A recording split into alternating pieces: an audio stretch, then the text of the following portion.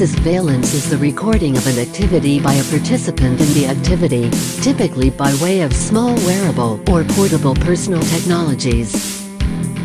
The term sousveillance, coined by Steve Mann, stems from the contrasting French words sur, meaning above, and sous, meaning below.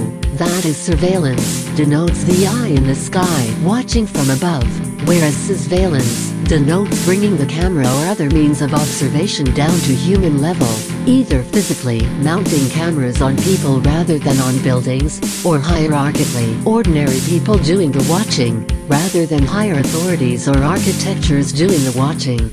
While surveillance and sousveillance both generally refer to visual monitoring,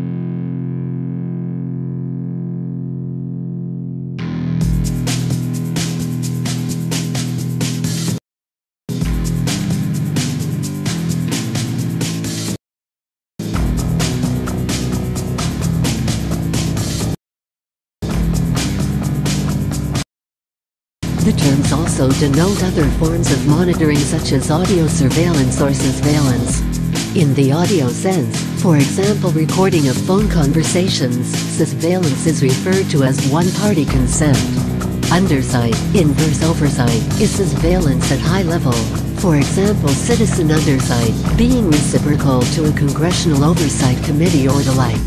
Inverse surveillance is a subset of sousveillance with a particular emphasis on the watchful vigilance from underneath, and a form of surveillance inquiry or legal protection involving the recording, monitoring, study, or analysis of surveillance systems, proponents of surveillance, and possibly also recordings of authority figures and their actions.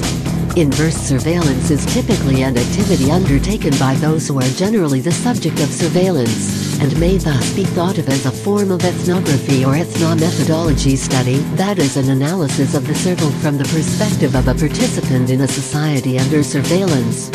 Sousveillance typically involves community-based recording from first-person perspectives, without necessarily involving any specific political agenda, whereas inverse surveillance is a form of sousveillance that is typically directed at, or used to collect data to analyze or study, surveillance or its proponents, for example, the actions of police or protesters at a protest rally.